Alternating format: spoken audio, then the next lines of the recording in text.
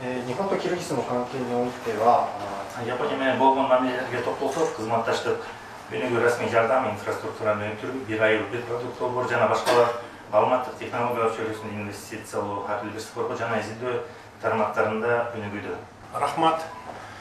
Биринчиден Япония менен Кыргызстандын эки мамлекеттин ортосундагы мамилелерге токтолуп кетсек, биз мындан 32 жыл мурун эгемендүүлүккө ээ болуп, өзүбүздү эгемендүүлүк мамлекет деп жарыялаганда биринчилерден болуп, ушу катарында болуп, Япония бизди тааныган. Былтыр болсо 30 жылдыгыбызды белгиледик ушу эки өлкөнүн ортосундагы дипломатиялык мамилелерди. Буга чейинки өнүгүп келген эки өлкөнүн ортосунда өнүккөн, мындай жетишилген кызматташтык жакшы эле болду деп ойлойм, бирок мындан дагы жакшы болгонго биз аракет кылып, алдыга дагы мындан дагы бийик деңгээлге жеткизебиз деген үмүтүм бар. Ушул 30 жылдык дипломатиялык кызматташтыктын алкагында бир топ иштер жүрдү. Мунун ичинде өзүңүз айткан ушу инфраструктура боюнча кызматташтык болду. Биз инфраструктура жагына ушу Япония мамлекеттен көп жардамдарды көрдүк. Мисалы жолдорду курууда, туннелдерди курууда жана башка ушундай бир топ жардамдарды алдык.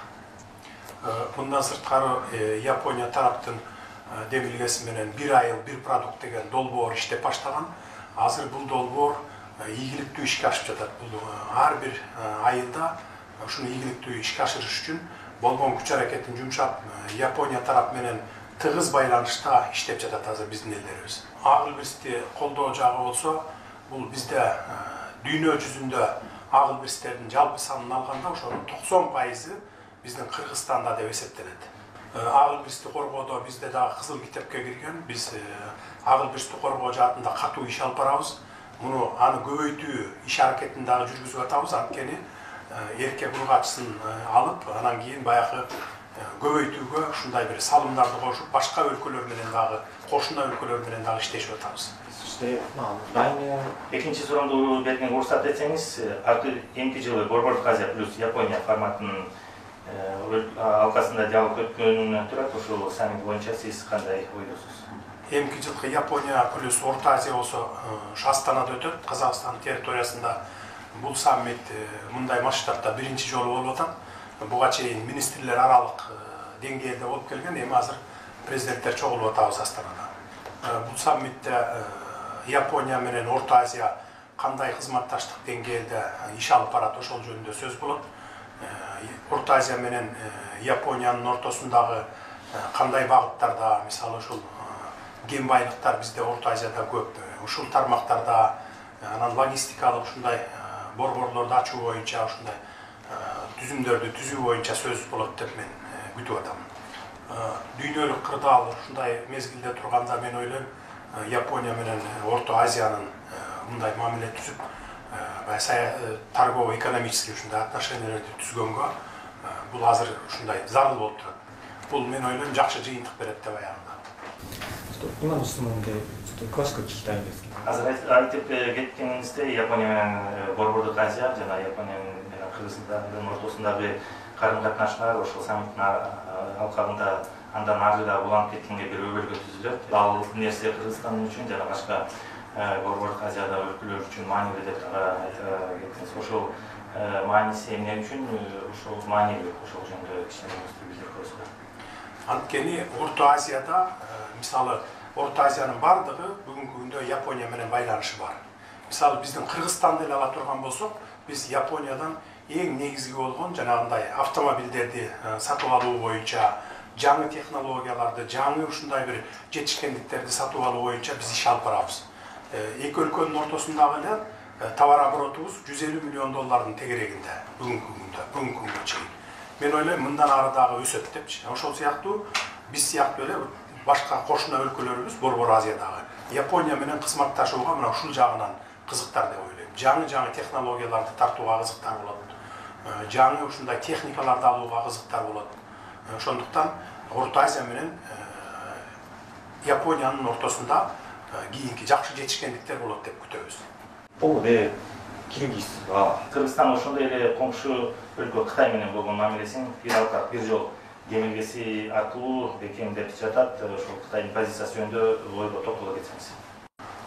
Биздин Кытай менен Кыргызстандын мамилелери жакын негизи. Анткени бизде 1000 километрден ашык баягы чек-арабыз бар. Мындан сырткары биз бир алкак бир жолду биринчилерден болуп колдодук. Анткени бул жол бизге керек, Кыргызстанга. Биз бүгүн Кыргызстан туюк өлкөдө жашайбыз. Эгерде Европага жана башка дүйнө жүзүнө каттай турган болсок, автожолубуз дагы, темир жолубуз дагы Казакстан, анан Россия менен. Ошондуктан биз түзмө-түз баягы деңизге чыгууга мүмкүнчүлүгүбүз жок. Ошондуктан биз деңизге ушул жол менен чыгабыз деп турабыз. Мындан сырткары биздин түндүгүбүз менен түштүгүбүз темир жол менен бириккен эмес. Ошондуктан биз азыр түндүктөн түштүктү карай темир жол салып кетип баратабыз.